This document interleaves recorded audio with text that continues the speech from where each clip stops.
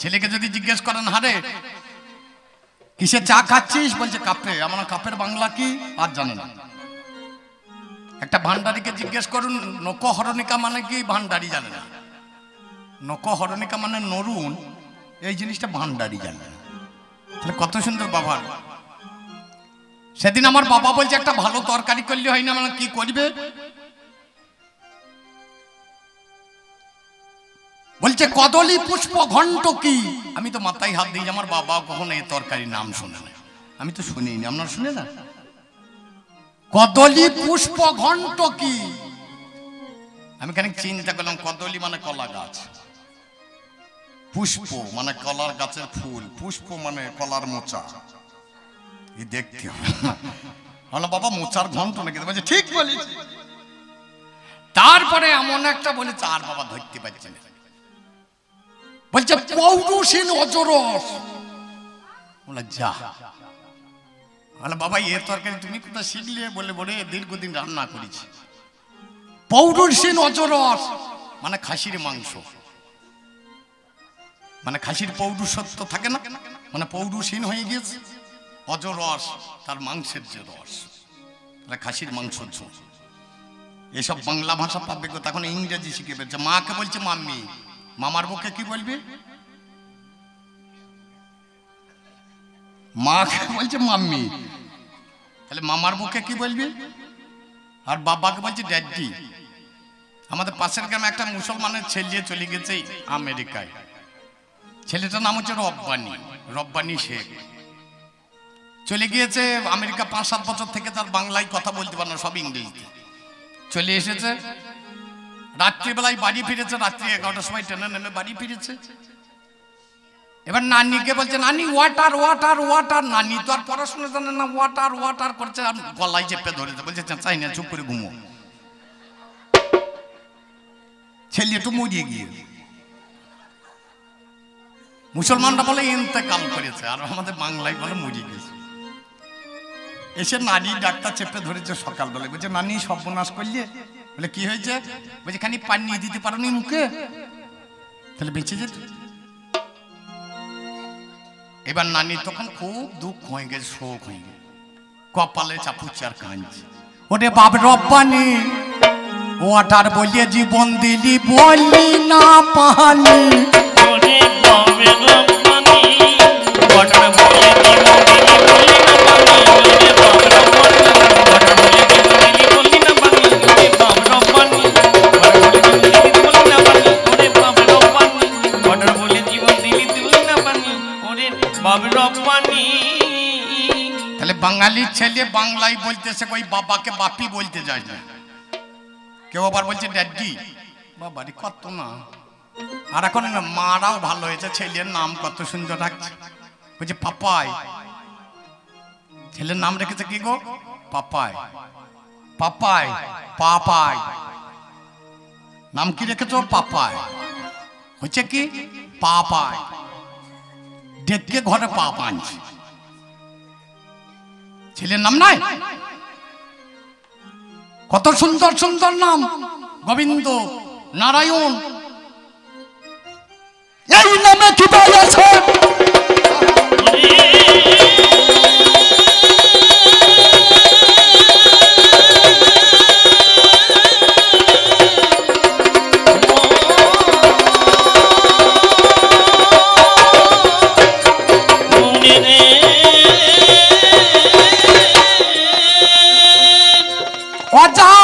নামে সেদিন একজন লোকের ছিল,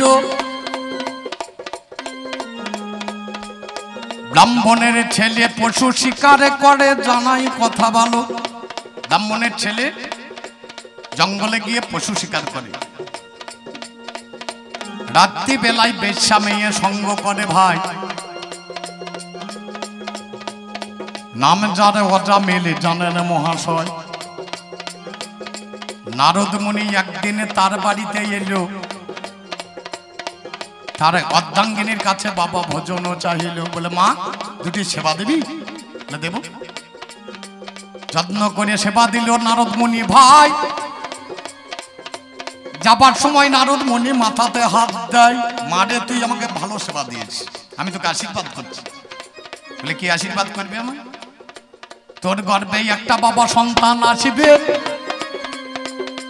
নারায়ণ বলিয়ে তারে নামে রেখে দেবে। কিছুদিনে পরে একটা সন্তান চলে এলো, নারায়ণ বলিয়ে বাবা নাম রাখিল। যেদিন আমার অজামিল মারা যাবে ভাই, এই অজামিল যেদিন চলে যাবে দেশ ছেড়ে, বড় পিপাসার্থ, বলছে নারায়ণ একটু জল দিবি না বাবা? নারায়ণ বলেছে আর মারা গিয়েছে। যমের দেশে দাঁড়িয়ে গিয়েছে, এদিকে বিষ্ণুর দূত দেশে দাঁড়িয়ে গিয়েছে। যমদূত বলছে এই লোকটা আমাদের গোটা জীবন পাপ করেছে, আর বিষ্ণুদূত বলছে মরার সময় একবার নাম করেছে। তাহলে তোমাদের ভাগে পড়বে না, আমাদের ভাগে। তাহলে যমদূত এই লোকটাকে পেল না, পেল কারা? বিষ্ণুদূত। কেন? যাবার সময় একবার নাম করেছে। তো যদি আমরা ছেলের নাম ভালো ভালো রাখি, ভগবানের নাম দিয়ে রাখি, যেন তেন উপকরণ একবার ভগবানকে তো ডাকা যাবে। আমরা তা করছি না। ছেলেদের নাম কত বাবা, বাবারে কারো মেয়ে হয়ে যাচ্ছে বাবা। এখন তোদের শিক্ষা দীক্ষা কত, তোদের শিক্ষা দীক্ষার শেষ নেই। তোরা পড়াশোনা করিস, তোদের শিক্ষা দীক্ষা, তোদের গুরুগিরি কত সুন্দর সব। আমাদের কিছু নেই। আর উনি নামে একটা ছেলে গুরুর বাড়ি লেখাপড়া শিখতে গিয়েছে। তখন বইপত্র খাতাপত্র লাগতো না, গুরুর বাড়ি গেছে। গুরুদেব বলছে কাজ কর, তোমার জমির আলটা দেখাই তো একবার কেমন জল আছে। গিয়ে দেখছে জলগুলো দুমদুম করে একটা ভাঙলা ভেঙে গেছে, জলগুলো চলে যাচ্ছে। প্রথম মাটি দিয়ে বাঁধানোর চেষ্টা করলো, বাঁধাতে পারলো না। তখন নিচে কাঠ হয়ে শুয়ে পড়লো, আলটাকে বাঁধিয়ে দিল। রাত্রি 8টার পরে গুরুদেবের মনে পড়েছে আমার তো সেই বাবাটা আসেনি। গিয়ে ডাক দিলেন, কোথায় আছিস বাবা? বলে গুরুগো আমি উঠতে পারবো না, আমি জল আটকে আছি, আমি উঠে গেলেই জলটা পালাবে। বলছি বাবা উঠে আয়। যখন উঠে চলে এল, মাথায় হাত দিয়ে বললো বাবারি তোর সর্বশিক্ষা শেষ হয়ে গেছে। আমাদের ক্লাস ছিল 4টে, আর তোদের ক্লাসে শেষ নাই। 1 2 3 4, আবার ইংরেজি বলে সব। 5 6 বলে কিসে পড়ছি? বলছে 6। বলে তোর কাছে কি শিখবো? 6 কি শিখবে তোর কাছে? নামকরণ। আমাদের 4টে ক্লাস, ব্রহ্মচর্য, গারস্থ, বানপ্রস্থ আর সন্ন্যাস। এই 4 ক্লাসে বেশি আমাদের পড়াশোনা ছিল। তোদের পড়াশোনার জাত কত? বলছে ওই অজগর আসছে তেরে, অজগর সব নিজে লইতে পারে না, তেরে যাবে কি করে? প্রথম লেখাটা তো ভুল। আতে আমটি খাবো পেরে, বলে বাবার গাছ থাক না থাক চুরি করে খা। হর্ষইতে ইন্দুর দেখে ভয়ে মরে, তা তোরা ইন্দুর দেখে মরবি না তো বাঘ দেখে মরবি? তো দিদিমাকে দেখ গা, বাঘের উপর চেপে বেড়ায় তো।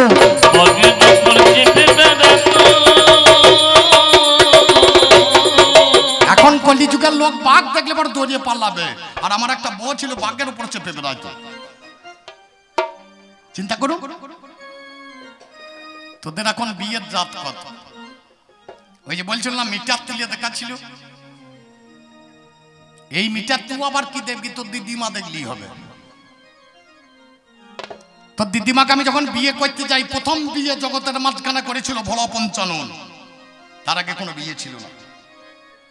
আমি যখন বিবাহ করতে যাই, আমার পালকি নাই, আমি এরিয়াটা হচ্ছে আমার পালকি, এরিয়ার পিঠে চেপে। আমার ধুতি নাই, আমার বাঘ ছাল, আমার বেল নাই, সাপ বেঁধে রেখে দিই। আমার তেল মাখার পয়সা নাই, গায়ে ছাই মেখেছি, এখন সোনো পাউডার মাখছে। আমার মালা পরার পয়সা নাই, একটা হাড়ের মালা গলায় পরিয়ে আছে। আমার গ্লাস নাই, গ্লাস কেনার পয়সা নাই, মরার মাথায় জল খায়। আমি সেই লোক যদি বিয়ে করতে যাই, সে কি আর ভালো লাগে? বিয়ে করতে চলে গিয়েছি, নারদ লাটাপটিটা লাগিয়ে দিয়েছে। আমার শাশুড়ি বলছে তুমি দেখো তোমার জামাইয়ের আবার এখানে সেখানে সাপ আছে, ফোঁস ফাঁস করিয়ে দেবে। নারদ লাটাপটি করে একটা ঈশ্বর মূল চাপনা। যখন আমার শাশুড়ি আমাকে বরণ করতে এসেছে, আর আমার বেল মান্দা ছিল সাপের, এই ইস্যু মূলের গন্ধ পেয়েছে। ঈশ্বর মূলের গন্ধ যখনই পেয়েছে, সাপটা খুলিয়ে পালিয়েছে। আর সাপ খুলিয়ে পালালে বাঘ ঝালা থাকে।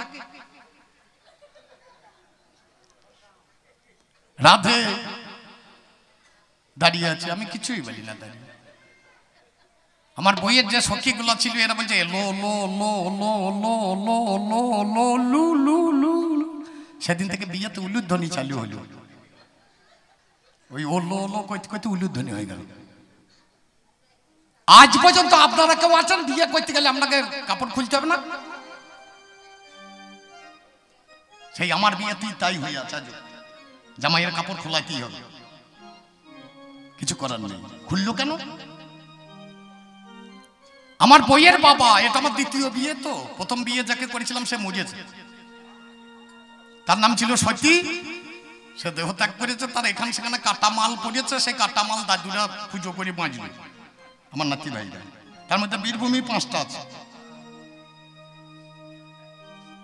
বর্ধমানে একটা আছে, মুর্শিদাবাদে ছিল না বলছিল লোকে, কিন্তু কদিন আগে দেখলাম একটা বেরিয়েছে, যার নাম হচ্ছে কিরিটিশ্বরী। আমি এই 3 দিন আগে এখানে গেছিলাম ওখানে।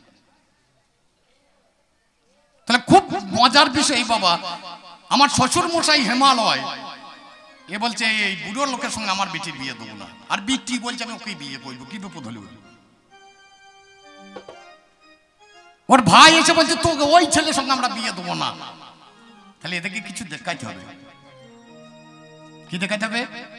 আমার উপর পেকেছে ভিতর পাকে না, উপরে পেকেছে ভিতর পাকে না,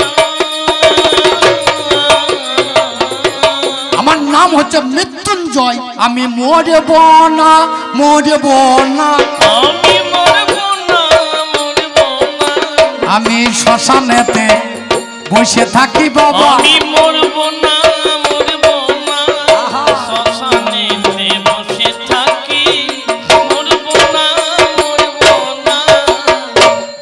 তাহলে আমি থাকি কোথায়? শ্মশানে। আমি হরিনাম করি কোথায়? শ্মশানে। আর আপনারা হরিনাম করেন কোথায়? আমি হরিনাম করি শ্মশানে, শ্মশানে। আমি হরিনাম করি শ্মশানে, মানে শ্মশানে, মানে আমি যখন হরিনাম করতে যাই তখন আমার শান থাকে, আর আপনারা যখন কলিযুগের মানুষ হরিনাম করতে যান তখন অশানে করেন, তখন আপনাদের শান থাকে না। হরিনাম করলেই তো হবে না, প্রথম হয় অধিবাস, তারপরে হয় সেদিন খোলা হাত থেকে খোল নামিয়ে রাখতে হয়, তার সেদিন আর কিছু হয় না। তারপর দিন সকাল থেকে কীর্তন আরম্ভ হয়, গোটা দিন রাত, কেউ 8 প্রহর, কেউ 16 প্রহর, কেউ 24 প্রহর, কেউ 64 প্রহর, নাকি? কীর্তনের পরে তারপরে ধুলিওঠা, এই ধুলিওঠার পরে তারপরে দধি মঙ্গল, মানে একটা মাহান্ত আসে, মাহান্তর মাথায় দইয়ের ভাঁড় চাপিয়ে দেয়, 2 পাশে খোল বাজতে লাগে, এ নাচতে লাগে, এ নাচতে লাগলেই দেখবেন দইয়ের ভাঁড় ভেঙে দিয়ে। একটু ভিতর থেকে ঢুকুন, এবার ভিতরে দেখুন, এই হরিনাম, আমাদের একজন মাহান্ত আছে যার মাথায় দইয়ের ভাঁড় চাপানোই আছে, এ যখন নাচবে তখনই দইয়ের ভাঁড়টা ভাঙবে। আমরা অধিবাস করতে গিয়ে প্রথমেই দধি মঙ্গল করে বসে থাকি, আমরা প্রথম অধিবাস করতে গিয়ে আমরা গৌরাঙ্গের মাথায় দই ঢেলে দিই, আর হরিনামে হবে না, হরিনামে হবে না।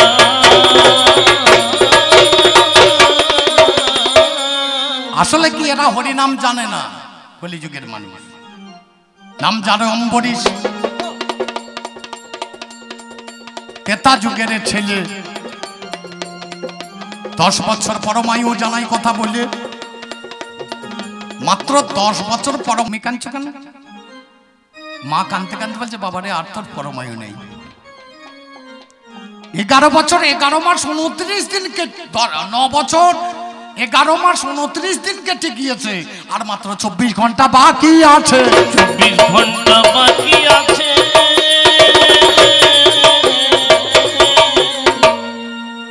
মায়ের কোমরে হাত দুটি দিয়ে জড়িয়ে ধরি অম্বরীশ খুব কাঁদছে, মা তোমাকে ছেড়ে চলে যেতে আর বাবার সঙ্গে দেখা হয়।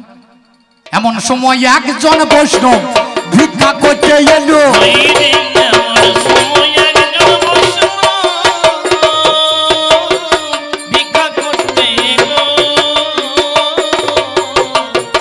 মায়ের পায়ে ধরে অম্বরীশ কাঁদিতে লাগিল, মায়ের পায়ে ধরে অম্বরীশ কাঁদিতে লাগিল। বলছে মা আমার তার পরমায়ু নেই, আর তো মাত্র 24 ঘন্টা বাঁচব, তার মধ্যে 4-5 ঘন্টা কেটে গিয়েছে, আর বেশি পরমায়ু নেই, 18-19 ঘন্টা বেঁচে আছে। এক কাজ করো না মা, তুমি তো প্রতিদিন ভিখারিকে ভিক্ষা দাও, আজ আমি ভিক্ষা দেব, আমি ভিক্ষা দেব। ছেলের কথা শুনে মা রেকাবিতে করে কিছু তন্ডুল এনে দিলেন জানাই প্রকাশ করে। অম্বরীশ নিয়ে বাবা তরা করিয়া যায়, ভিক্ষাকারে ভরিয়ে দিল বৈষ্ণবের ঝোলায়। বৈষ্ণব মাথায় হাত দিয়ে আশীর্বাদ করছে, বাবা রে দীর্ঘজীবী হও। অম্বরীশ পাইয়ে ধরেছে, বলে আপনার কি এটা ব্যবসা? আপনার কি আরো চালের দরকার আছে? বলে কেন বাবা? বলে আপনি কি জানেন আমি আর 18 ঘন্টা বাঁচবো? আর আপনি কি বললেন দীর্ঘজীবী হন? বলে বাবা নেই, বৈষ্ণব কোনোদিন মিথ্যা কথা বলে না, আমি যা বলেছি তাই ঘটিবে, যা বলেছি তাই ঘটিবে। আপনি যা বললেন তাই ঘটবে, কি করতে হবে? বলে অন্য কিছু করতে হবে না বাবা, রাম নামে করো গা, রাম নামে করো গা। বলে সাধু বাবা আমি তো জীবনে কোনোদিন নাম করিনি, করবো কেমন করে? বলে হয় মনে মনে করবি, না হয় কোনে করবি, না হয় বনে যাবি। অম্বরীশ দেখলো আর 18 ঘন্টা পরমাই। পিতা মাতাকে প্রণাম করে মাকে বলছে, মা আমাকে একবার বিদায় দাও না, আমি বনে চলে যাব। আমি বনে চলে যাব। আর তো কয়েক ঘন্টা বেঁচে থাকিব, আমি বনে চলে যাব। আর কয়েক ঘন্টা বেঁচে থাকি বনে চলে। অম্বরীশ গেলেন মার্তণ্ড মুনির আশ্রমে। আশ্রমে গিয়ে দেখছে মুনিবর নাই। আশ্রমটা খুব নোংরা, সুন্দর করে পরিষ্কার করে দিয়ে বাচ্চা ছেলে অম্বরীশ একটা গোপন জায়গায় চুপ করে বসে আছে। সন্ধ্যা হয়ে গেছে, অম্বরীশ মনে মনে ভাবছে আর 12 ঘন্টা, আর সময় নেই। মুনিবর বাইরে থেকে এসে আশ্রমে প্রবেশ করে দেখছে এত সুন্দর আশ্রম আমার কোনোদিন তো হয় নাই, নিশ্চয়ই কেউ পরিষ্কার করেছে। চারিদিকে তাকিয়ে দেখলো কেউ নেই। বলে ওরে বাবা যে পরিষ্কার করেছিস করকে আমি আশীর্বাদ করছি, দীর্ঘদিন বেঁচে থাকবি। অম্বরীশ আমার বেরিয়ে পড়ে, অম্বরীশ আমার বেরিয়ে পড়ে। কাঁদতে কাঁদতে বলছে মুনিবর আমার আর 12 ঘন্টা পরময়, আর বাঁচব না। বলে বাবা তুমি কি? বলে আমি অম্বরীশ। বলে ঠিক আছে, আমি যখন বলে ফেলেছি তাহলে আমাকে একবার দেখতে হবে। অম্বরীশকে নিয়েই আমার মুনিবর রজনী পাশের একটা গ্রামেতে চলে গেলেন তিনি। ওই রকম বয়সে 10টা ছেলে নিল, 11 জনকে সঙ্গ করে আশ্রমে পৌঁছালো। মুনি বলে আজকে রাতে কেউ ঘুমাবো না, আমরা গোটা রাত্রি গল্প করব, করো বিবেচনা। ছেলেদেরকে নিয়ে মুনি বলছে আমরা গোটা রাত্রি গল্প করব। ছেলেগুলো রাজি হয়ে গেল, সব বসে বসে গল্প করছে, কেউ হাসছে কেউ গাইছে। ঠিক যখন ভোর 4টে বেজে গেছে, তখন মুনিবর সবাইকে বলছে তোমরা কাজ করো, খোল নাও, করো তাল নাও, এবার রাম নামে বসবো। রামে নামে বসবো।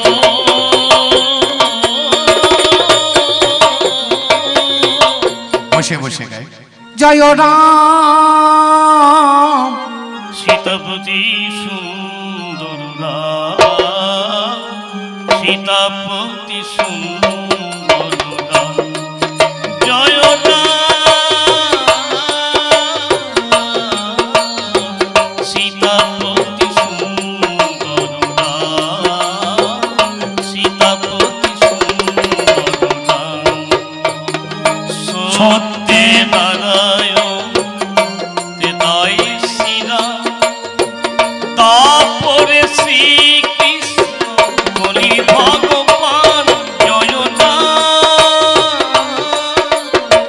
সীতাপতি সুন্দর রাম, সীতাপতি সুন্দর রাম।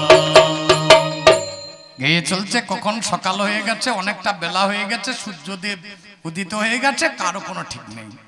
যমরাজ 2টি দূতকে পাঠিয়ে দিয়েছে, বলে যাও ওদেরকে ধরে নিয়ে এসো। অম্বরীশকে নিয়ে এসে এসে তাকিয়ে তাকিয়ে দেখছে অম্বরীশকে তাই চেনা না। 11 জন ছেলে বসে আছে, 11টাই অম্বরীশ, কাউকে বাবা চিনতে পারে না, কাউকে বাবা চিনতে পারে না। যমরাজের কাছে গিয়ে দাঁড়িয়েছে, বলছে কই গো অম্বরীশকে আনলেন না? বলে কি বলবো প্রভু, তো তাকে তো চিনতেই পারলাম না। 11টা ছেলে বসে আছে একই বয়সের, 11টাই একই রকম দেখতে, কাকে নেব? ও বাবা রে, যমরাজ মোষের পিঠে চড়িয়ে যমদণ্ড হাতে নিলেন অতি তরা করে।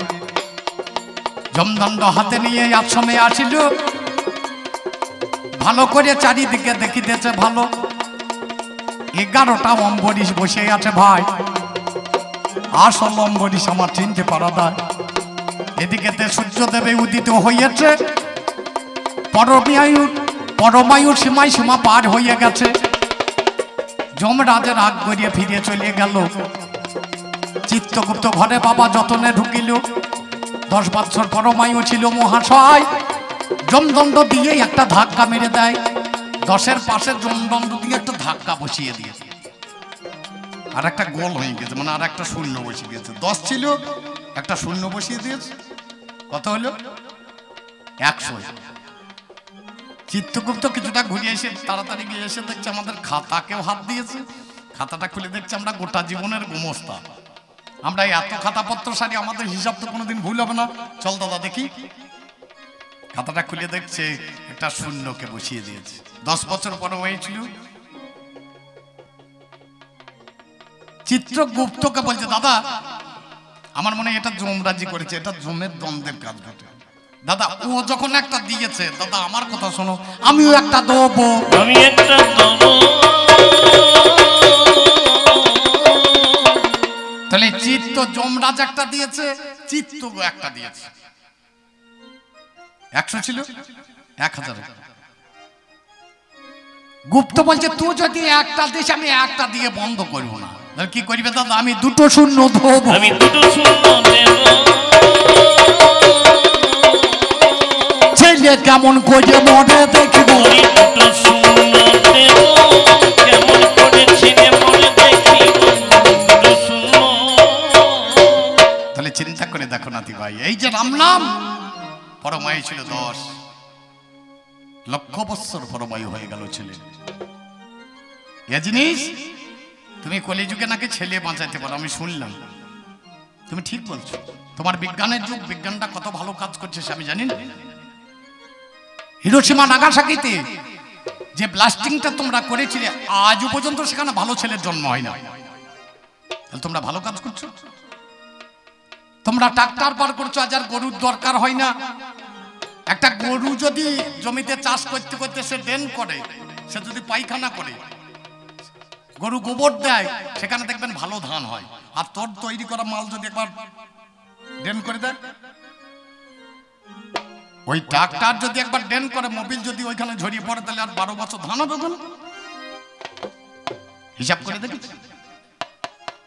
তোরা যেটা করেছিস সেটা ভালো নয়, তোরা করলি কি কিছুই করতে পারিস নাই। আমাদের ছিল হর্স পাওয়ার, মানে ঘোড়ার পাওয়ার, আমাদের ঘোড়াতে টানতো, সেইটা তোরা মেশিন করেছিস। এই যে প্রে মেশিন দেখছিস, সে কোথা পাবি? তোদের 1-8টা ছেলে, তাতেই বাবা প্রতিটা ছেলে বোতল খায়। তোদের 1টা 8টা করে ছেলে। তোর এক দাদু অন্ধ ছিল জানিস, তার নাম ছিল ধৃতরাষ্ট্র। তার বউ গান্ধারী, সে চোখে দেখতে পেত না, তাতেই 100 ছেলে। দেখতে পেলে কষ্ট হইতো, হিসাব করে দেখে দেখতে পেত না, তাতেই ধৃতরাষ্ট্রের 100 ছেলে। নাম যার সকল রাজা, 60,000 ছেলে ছিল ভাই। তাহলে সেই জননী কেমন করে ছেলেদের স্তন দেয়? একটা ছেলে, তাতেই তোর বউরা স্তন জোগাতে পারছে না। আর 60,000 সন্তান একবারে প্রসব হয়েছে, এই মা কি করে সে ছেলে মানুষ করবে? ছেলেদেরকে গোল করে দাঁড়া করিয়ে দিত, সনবান্ডের দৈত্য জয় গোবিন্দের নাম করে টিপে দিত, ঘুরিয়ে দিত। যত ছেলে ছিল সবার মুখে মুখে চলে যেত, যাদেরকে প্রে মেশিন তৈরি হয়েছে। তুমি যা জানো না তা বলো না, যা জানো না তা বলো না। বাইরে তোমাদের দ্বারাই দেখলাম কিছুই হবে না। তুমি যা জানো না তা বলো না, তোমাদের দ্বারা কিছু হবে না। যা জানো না তা বলো না। তোমাদের যুগে যে মরাগুলো বাঁচিয়েছো আমি শুনলাম, আপনারাও শুনলেন, আর আমার যুগে এরকম নয়। তোদের যুগে ছেলে পটিতে কেটেছিল, আর আমার যুগে ছেলে কেটেছিল করাতে, নাকি গো? কলিযুগে ছেলেটাকে কেটেছিল পটিতে, আর আমার যুগে ছেলে কেটেছিল করতে। করত দিয়ে গাছ কাটা হয় না, করত দিয়ে মানুষ কাটা হয়। নামে যারে কর্ণ রাজা করত দিয়ে কাটে,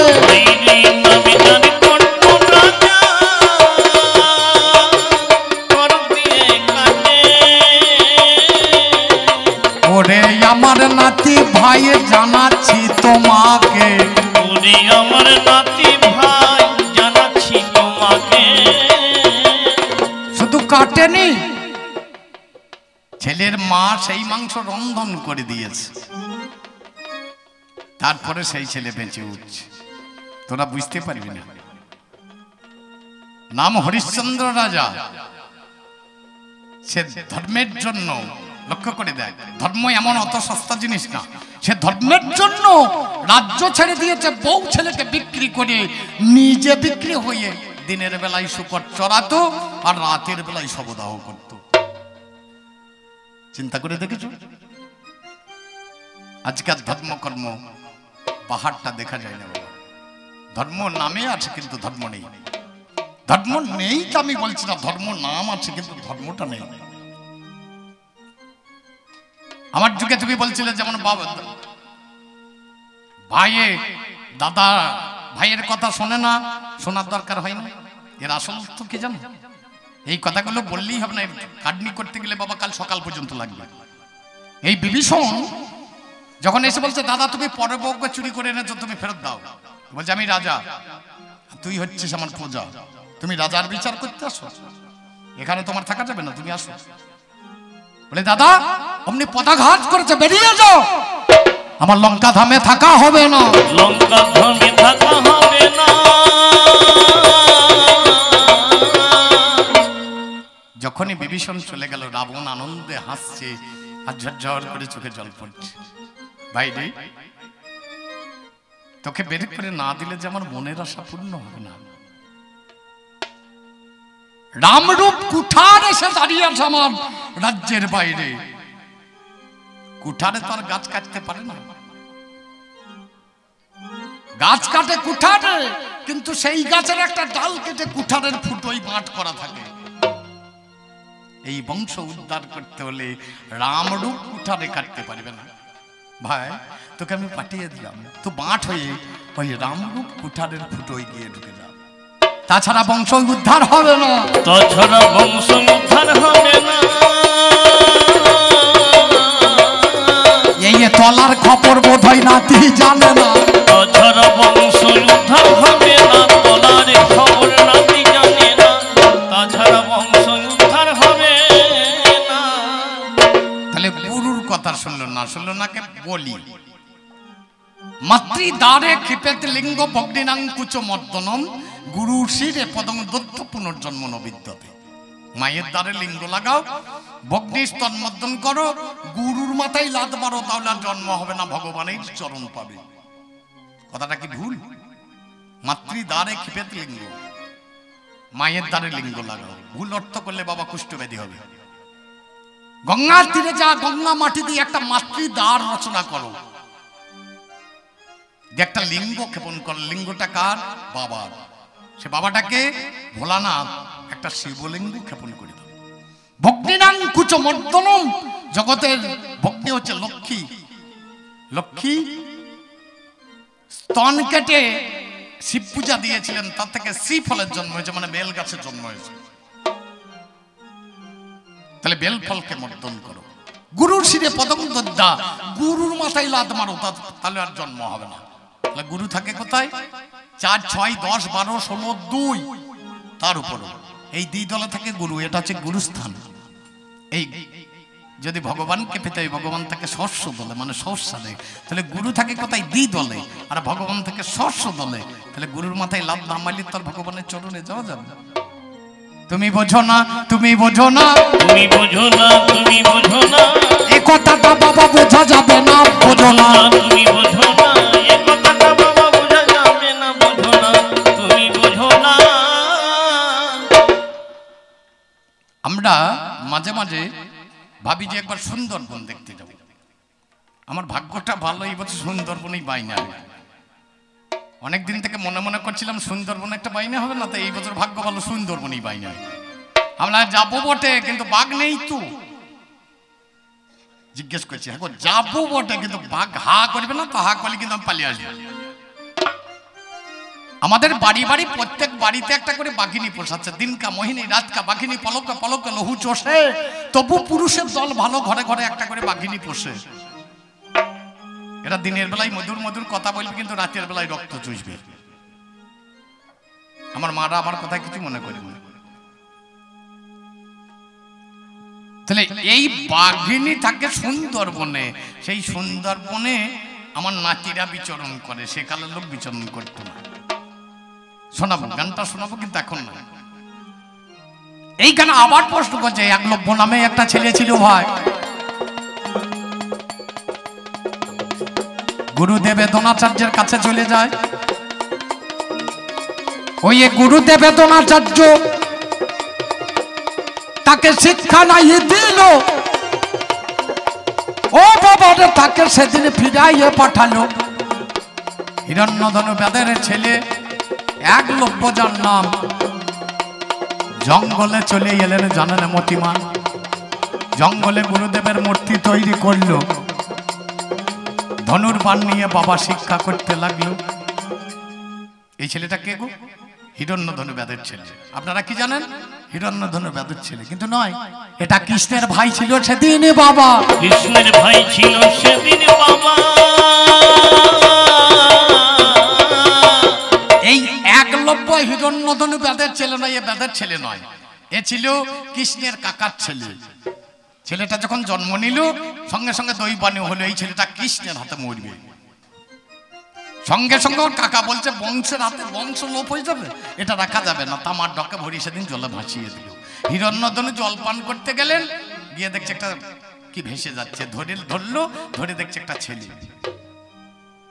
ছিল কে? রাজার ছেলে। আর হলো কি? বেদের ছেলে। চিন্তা করে দেখ, এই ছেলেকে শিক্ষা দীক্ষা দিল, শিক্ষা লাভ করলো। শিক্ষা লাভ করার পরে আচ্ছা কে শিক্ষা দিল না, অথচ শিক্ষাটা দিল কে?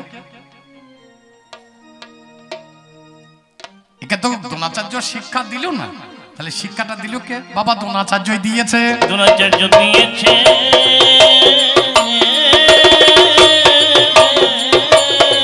কোন কোন শিক্ষা আছে সামনে আর কোন কোন শিক্ষা আছে পিছনে।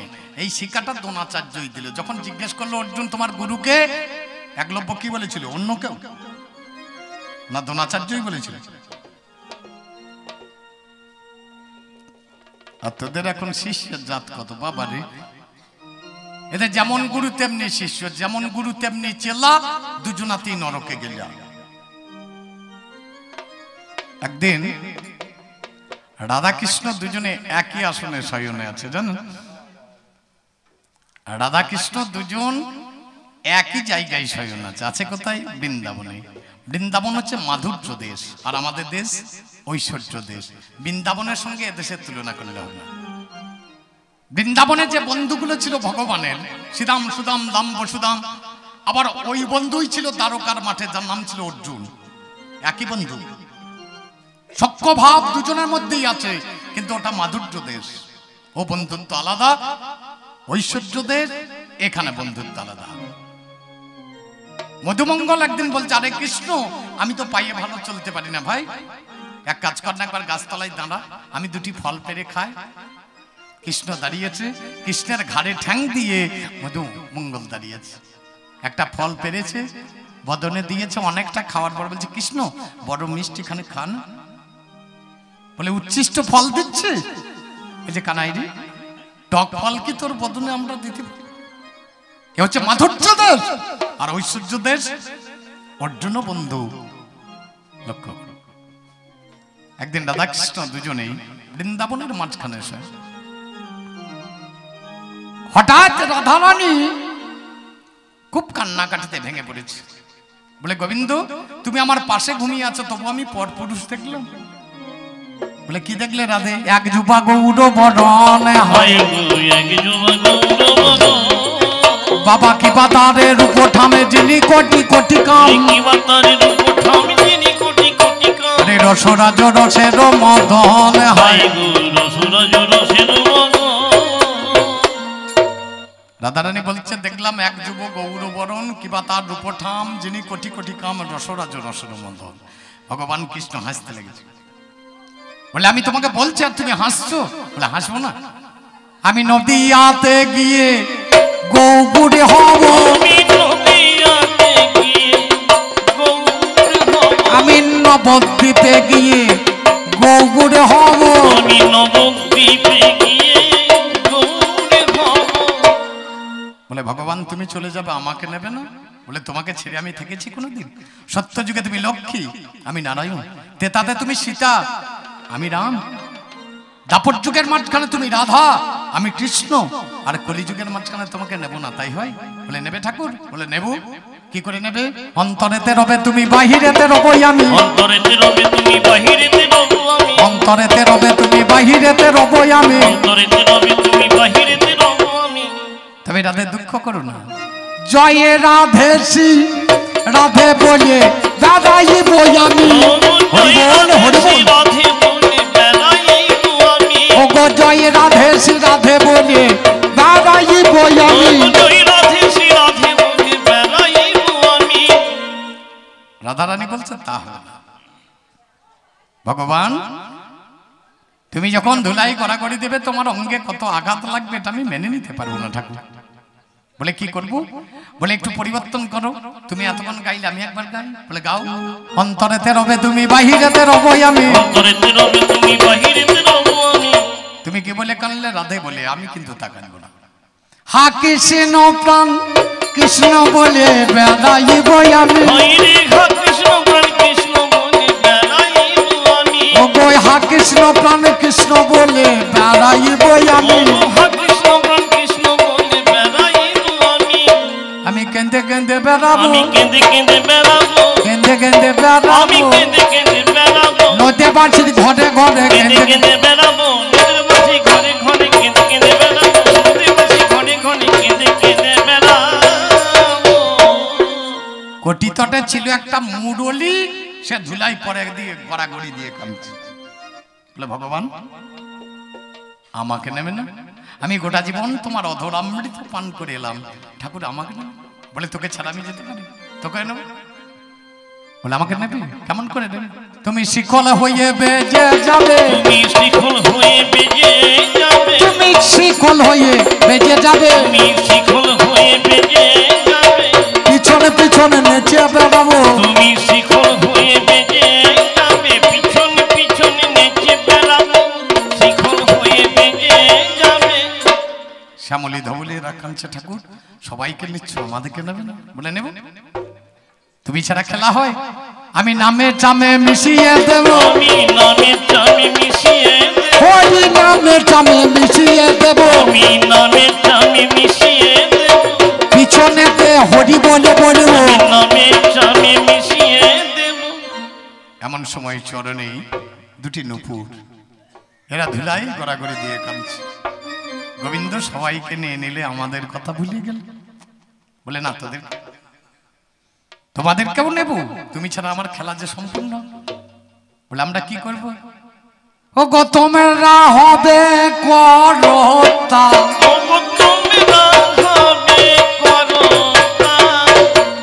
তোমরা হবে করতা,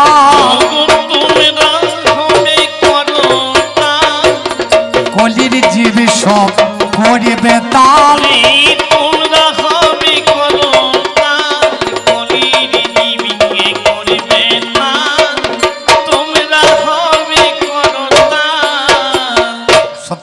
দাপর যুগে ভগবানের রূপে এসে দেখলাম কলিযুগের মাঝখানে আমি যখন আসব, আমি বলেছিলাম অনর্পিত চরিং চিরাত করুণ অবতীর্ণ কলৌ সমর্পিত উন্নত উজ্জ্বল রসাং স্বভক্তি শ্রিয়।